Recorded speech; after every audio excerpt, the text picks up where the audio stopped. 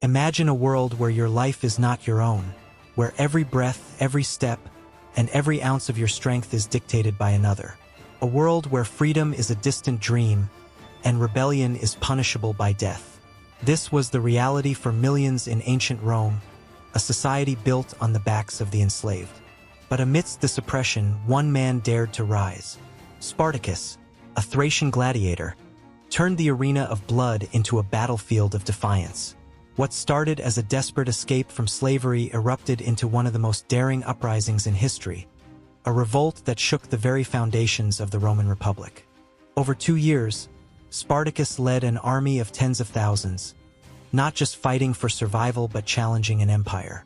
Today, we unravel the extraordinary story of a man who became a symbol of freedom. Was he a hero, a strategist, or simply a desperate man with nothing to lose?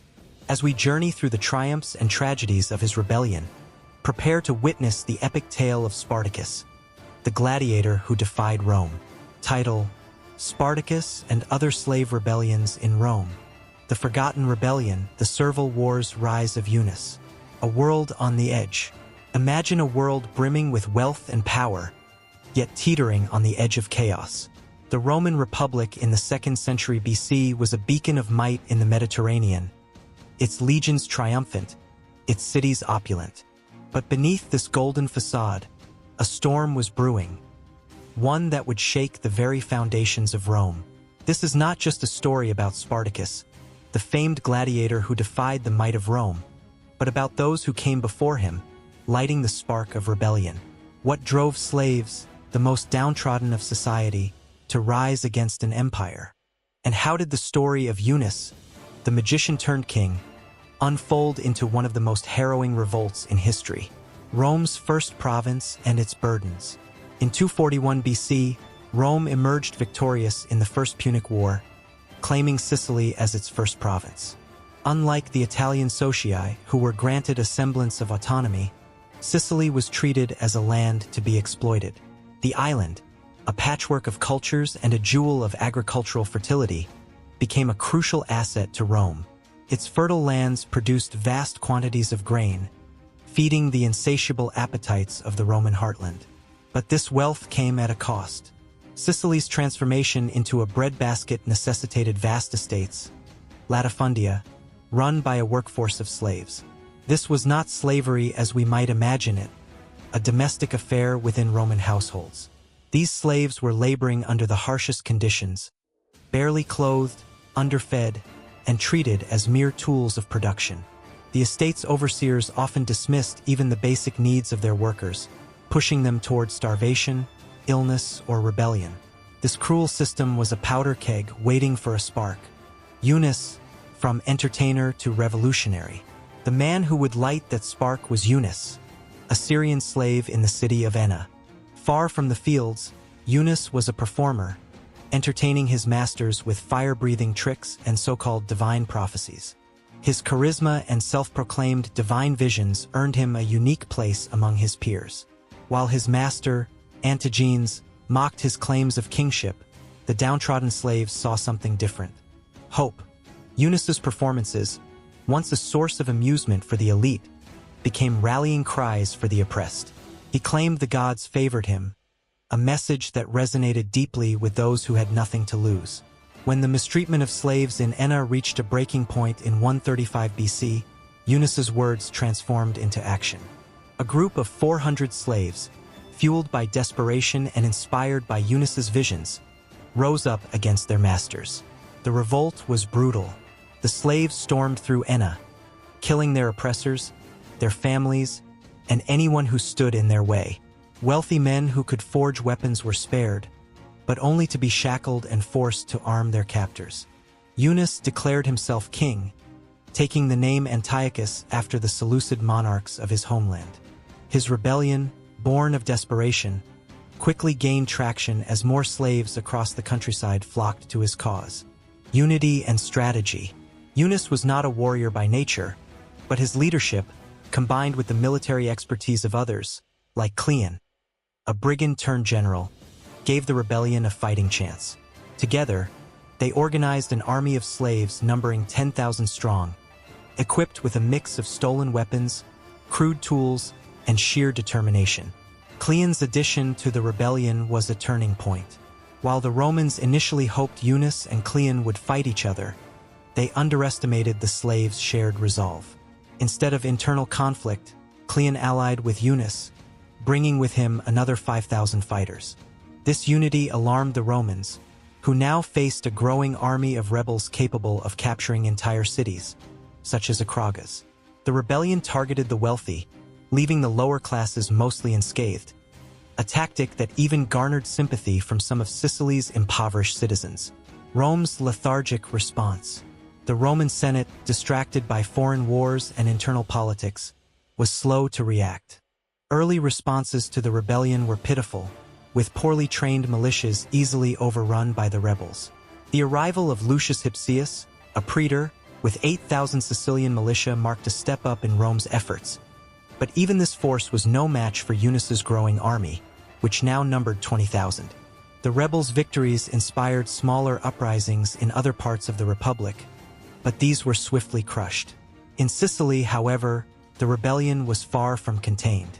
By 133 BC, Eunice's forces controlled much of the island, even minting their own coins, a stark declaration of autonomy.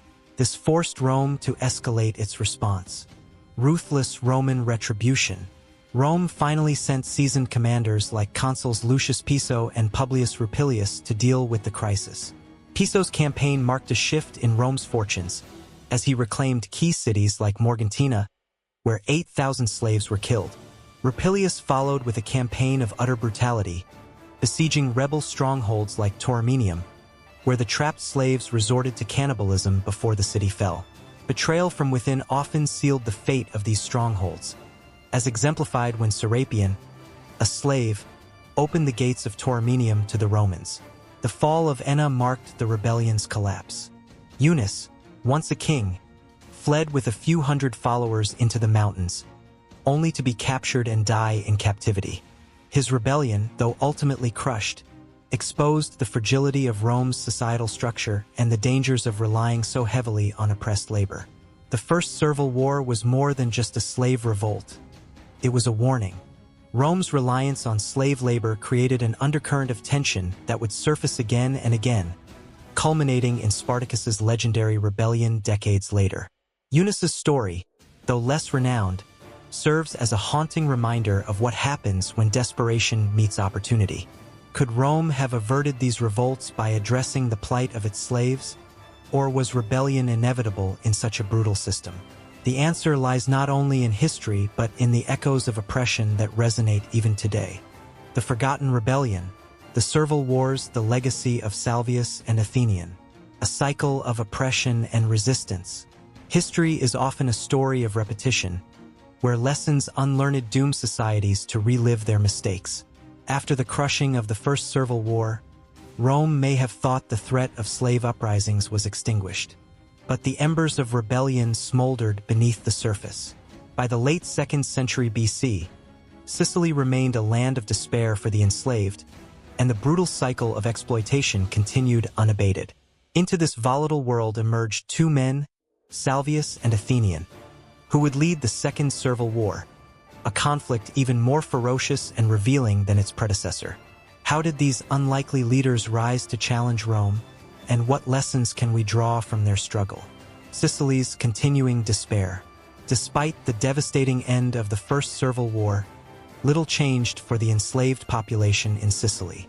The Roman elite doubled down on their reliance on cheap labor to sustain their sprawling estates. Unlike the small landholders of old, the aristocracy of the late Republic had little regard for sustainable or humane practices. Slave traders filled Sicily's markets with captives from Rome's conquests in Greece, Asia Minor, and Africa, many of whom were stripped not just of their freedom but also their identities. One Roman historian wrote of slaves being treated worse than beasts of burden. They were overworked, starved, and subjected to unspeakable cruelty by their masters and overseers. In many cases, they were punished for even the slightest disobedience. But this oppressive system ignored one critical truth: desperation breeds defiance. A vision of strength. Salvius, the man who would ignite the Second Servile War, was no ordinary slave. Like Eunice before him, Salvius possessed a magnetic charisma. He is described as a seer, one who claimed divine favor, and his words resonated deeply with his fellow slaves. What made Salvius different, however, was his focus on military discipline. He understood that a rebellion could not succeed on divine promises alone. It required organization, strategy, and ruthless determination. The revolt began in 104 BC when a group of slaves in central Sicily, inspired by Salvius's fiery rhetoric, rose against their masters. Armed with little more than farm tools, they killed their oppressors and seized the estates they had once toiled on. Salvius quickly emerged as their leader, and under his command, the rebellion grew exponentially. Salvius declared himself king, adopting the regal name Tryphon, after a Seleucid usurper, a symbolic gesture that proclaimed the slaves' defiance against Roman authority. Unlike Eunice, who emphasized prophecy, Salvius focused on forging a disciplined army. His forces were no longer a disorganized mob, but a formidable fighting force capable of challenging Rome itself. Athenian joins the cause. As Salvius's rebellion gained momentum, he was joined by another charismatic leader, Athenian. A Greek slave with a background in astrology, Athenian brought a different kind of genius to the movement. Unlike Salvius, Athenian was a skilled tactician who understood the art of war. He had likely been a soldier before his enslavement, and his knowledge proved invaluable. The union of Salvius and Athenian mirrored the earlier alliance between Eunice and Cleon, but this time, their coordination was even more effective. Athenian commanded a force of several thousand rebels in western Sicily, and when he joined Salvius, the rebellion swelled to an unprecedented scale. Together, they captured entire cities, including Tryocala, which became their de facto capital. Here, they fortified their positions, issued decrees, and even minted coins, a bold statement of sovereignty that directly challenged Roman rule. Underestimating the threat, Rome's initial reaction to the Second Servile War was dismissive. The Republic was embroiled in larger conflicts, including the Cimbrian War in northern Europe. As a result, the Senate sent only minor forces to quell the uprising, assuming that a slave rebellion could not pose a serious threat to Roman power. This miscalculation proved disastrous. Salvius and Athenian's forces crushed the Roman detachments sent against them, using superior tactics and the rebels' sheer desperation as their greatest weapons. The rebels' victories further emboldened enslaved populations across Sicily, and the movement's numbers swelled to over 30,000. The rebels' high water mark. By 102 BC, the rebels controlled significant portions of Sicily. Salvius, as king, presided over a semblance of a court, issuing proclamations and attempting to govern the territories under his control. Athenian, meanwhile, led the army, winning key battles that showcased the rebels' strength and organization. But internal tensions began to surface. Salvius and Athenian, though united in their cause, differed in their visions for the rebellion. While Salvius sought to create a lasting kingdom, Athenian focused on military conquest, believing that only complete domination of Sicily could ensure their survival. These differences, though not immediately catastrophic, hinted at cracks within the rebellion's leadership. The ruthless campaign of Manius Aquilius. The Roman Senate, finally recognizing the severity of the situation, dispatched Manius Aquilius, a seasoned general, to end the rebellion. Unlike his predecessors, Aquilius understood the need for overwhelming force. He brought with him a professional army, well-equipped and battle-hardened from Rome's wars in the north. Aquilius's campaign was relentless. He systematically retook rebel-held cities, employing a scorched earth policy that left no room for mercy. The siege of Tryocala was particularly brutal, with Aquilius's forces cutting off all supplies and starving the rebels into submission. Salvius, weakened by illness, died during the siege, leaving Athenian to lead the final stand. The fall of Athenian and the end of the war. Athenian's last battle was a testament to the rebellion's resolve. Outnumbered and outmatched, the rebels fought with unparalleled bravery. Athenian himself led a cavalry charge against Aquilius's forces, a move both bold and desperate. According to some accounts, he died in combat, refusing to surrender even as the tide turned against him. With the fall of Athenian, the rebellion collapsed. Aquilius showed no mercy to the captured rebels, many of whom were crucified as a warning to others. The Second Servile War was over, but its impact lingered. It exposed the deep flaws in Rome's reliance on slave labor and the dangers of ignoring the humanity of those oppressed. The echoes of rebellion. The Second Servile War was not merely a failed uprising.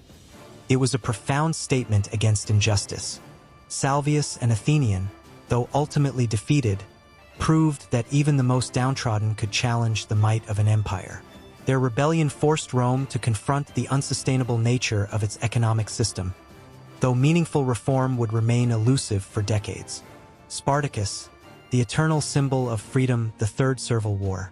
When a gladiator defied an empire, what drives a man to rise against insurmountable odds?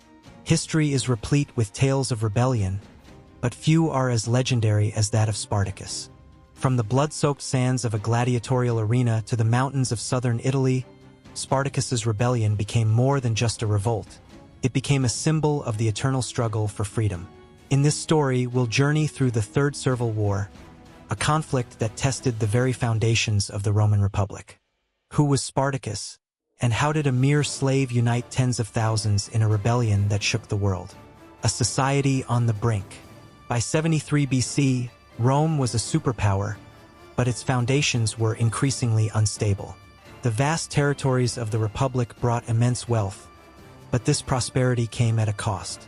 The expansion of slavery had created a society rife with inequality. While Rome's elites lived in opulence, the enslaved masses toiled in misery.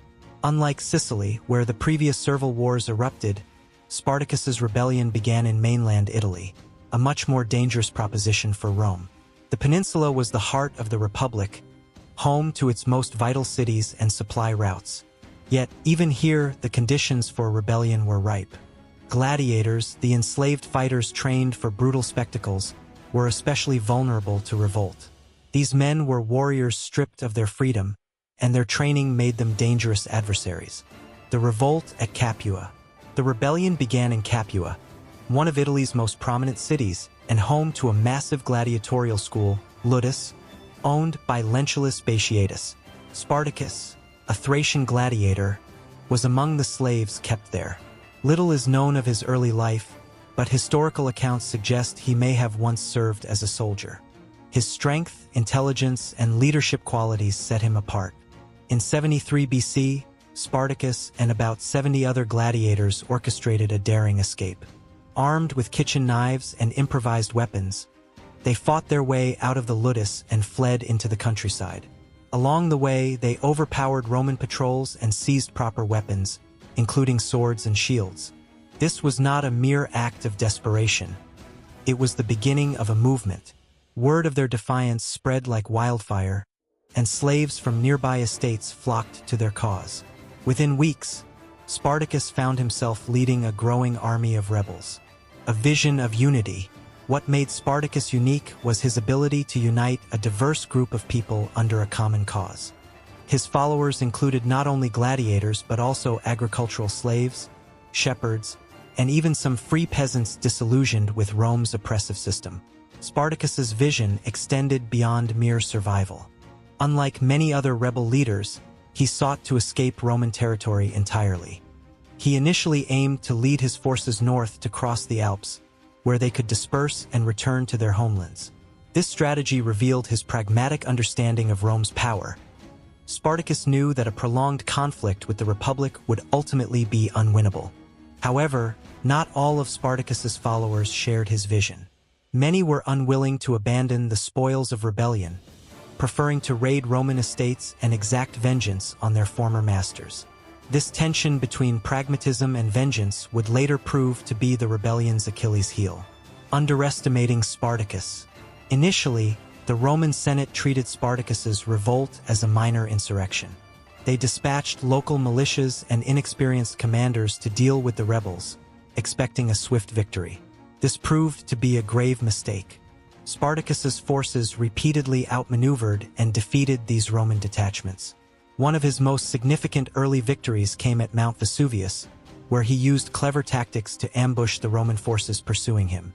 These victories emboldened the rebels and attracted even more followers, swelling their ranks to tens of thousands. By the time Rome recognized the true scale of the rebellion, Spartacus had created a force capable of challenging entire legions. A thriving rebel army. Spartacus's army was not just a mob. It was a well-organized and disciplined force. He imposed strict rules to maintain order, punishing looting and ensuring fair distribution of resources. Despite the harsh conditions, his leadership fostered loyalty among his followers. At its height, Spartacus's rebellion controlled large swaths of southern Italy. The rebels raided estates, freed slaves, and disrupted Roman supply lines.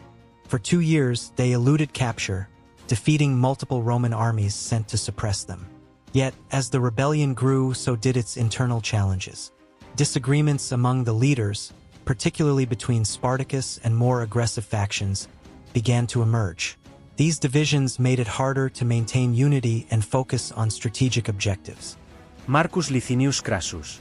By 71 BC, the Roman Senate appointed Marcus Licinius Crassus to lead the campaign against Spartacus. Crassus was a wealthy and ambitious general, and he spared no expense in assembling a formidable army to crush the rebellion. Crassus implemented harsh measures to restore discipline among his troops, including decimation, a brutal punishment in which 1 out of every 10 soldiers was executed for cowardice.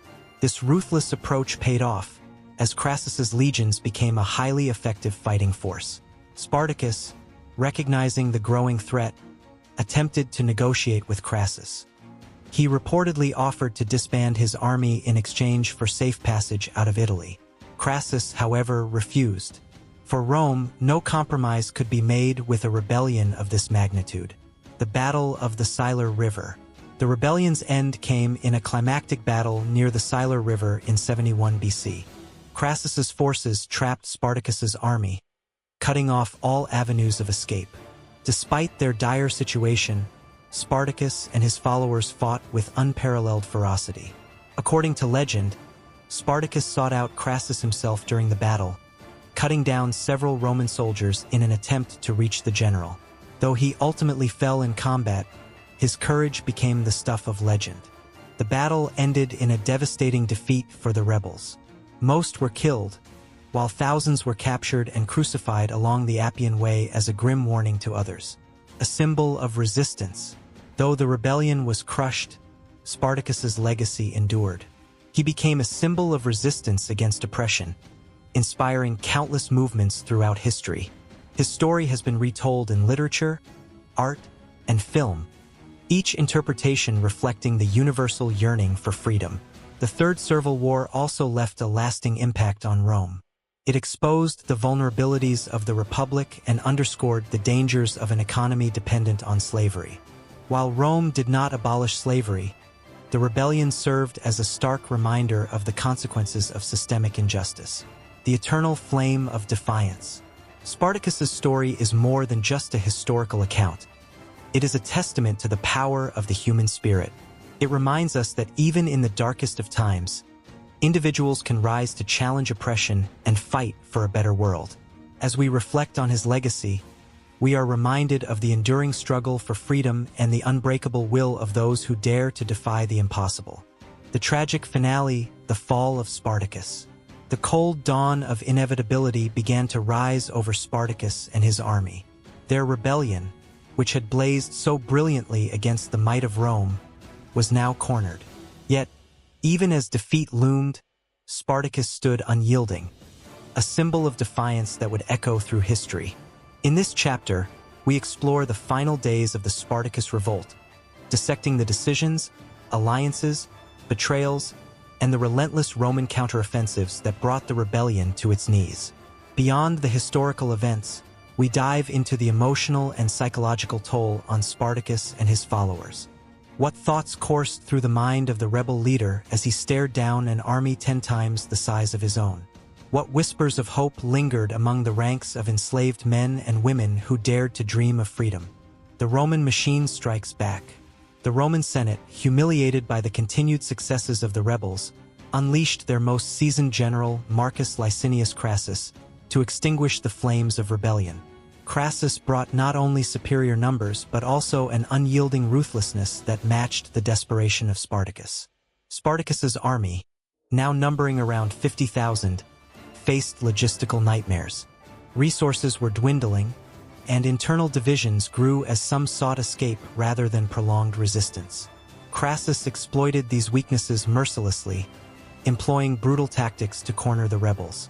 The infamous decimation punishment within his own ranks ensured discipline among his soldiers, underscoring the cold efficiency of Roman power. A desperate gamble. As the noose tightened, Spartacus made a bold yet desperate decision.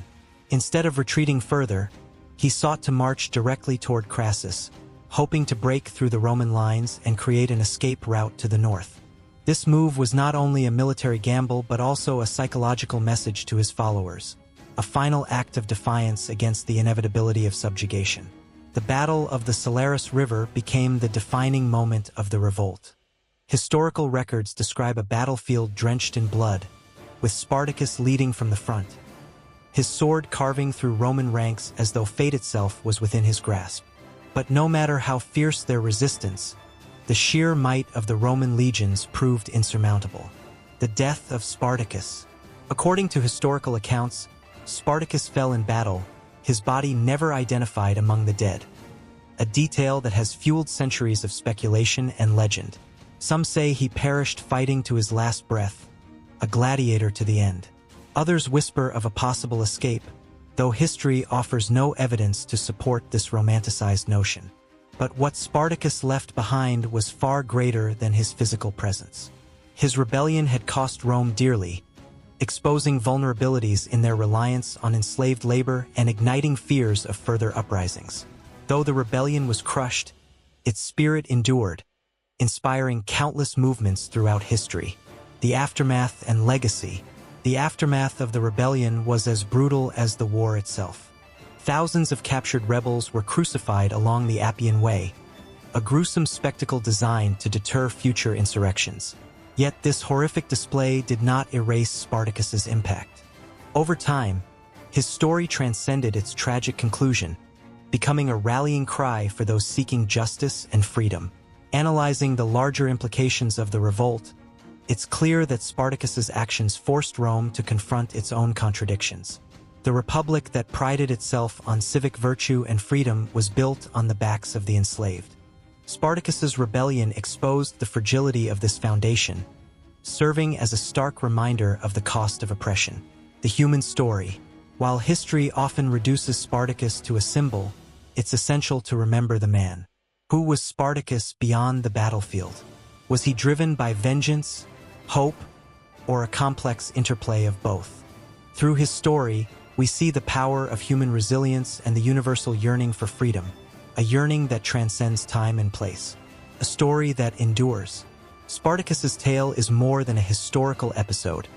It's a timeless narrative of courage against impossible odds.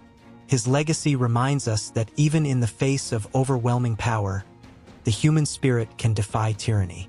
Though his rebellion ended in defeat, the ideals he fought for endure, continuing to inspire generations to challenge oppression in all its forms.